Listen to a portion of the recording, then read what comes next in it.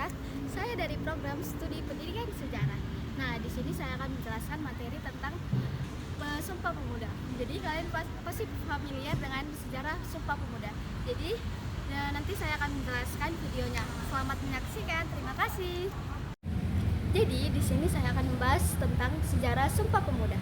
Sumpah Pemuda berawal dari bangkitnya semangat nasionalisme di kalangan pemuda Indonesia pada awal abad ke-20. Saat itu, rakyat Indonesia itu masih berada di bawah penjajahan Belanda, sehingga muncul berbagai organisasi pemuda yang mewakili masing-masing.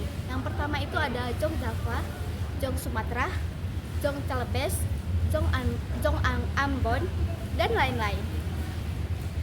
Meskipun pada awalnya organisasi-organisasi tersebut masih bersifat kedaerahan, namun lama-kelamaan para pemuda itu menyadari bahwa perpecahan hanya akan melemahkan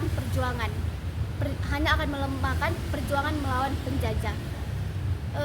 Kesadaran ini semakin kuat ketika pada tahun 1926 dilaksanakan Kongres Pemuda pertama di Jakarta yang berhasil mempertemukan berbagai organisasi pemuda dan mulai menanamkan gagasan untuk bersatu. Namun pada kongres pertama itu belum tercapai namanya itu kesepakatan bulat mengenai bentuk persatuan yang diinginkan. 2 tahun kemudian, pada tanggal 27 sampai 28 Oktober 1928 diadakan Kongres Pemuda kedua di Jakarta yang menjadi tonggak bersejarah bagi bangsa Indonesia. Dalam kongres ini hadir para tokoh pemuda dari berbagai daerah, termasuk tokoh penting seperti Gondo, Muhammad Yamin, Wage Rudolf Supratman, dan lainnya.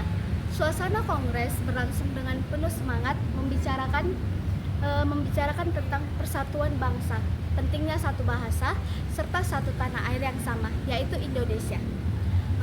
Pada malam penutupan kongres, lagu Indonesia Raya diciptakan oleh Wage Rudolf Supratman untuk pertama kalinya diperdengarkan dengan biola sebagai simbol kebangkitan nasional. Jadi hasil terpenting dari kongres ini adalah lahirnya Ikrar Sumpah Pemuda yang berisi 3 butir bertumpah darah. Yang satu, tanah air Indonesia, berbangsa yang satu, bangsa Indonesia, dan menjunjung bahasa persatuan yaitu bahasa Indonesia. Teks Sumpah Pemuda ini menjadi simbol kuat lahirnya identitas nasional dan tekad pemuda untuk bersatu demi kemerdekaan Indonesia. Dari peristiwa bersejarah ini, lahir pula bahasa Indonesia resmi ditegaskan sebagai bahasa persatuan. Jadi, meskipun saat itu masih belum banyak digunakan secara luas, Sumpah Pemuda kemudian menjadi titik balik perjuangan bangsa Indonesia.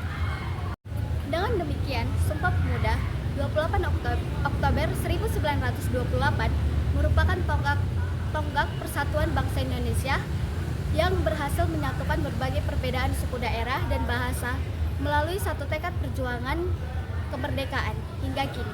Peristiwa tersebut diperingati setiap tahun sebagai peringatan bahwa persatuan dan kesatuan adalah kekuatan utama bangsa Indonesia dalam menghadapi tantangan. Halo guys, sekian dari pembahasan saya tentang Sumpah Pemuda.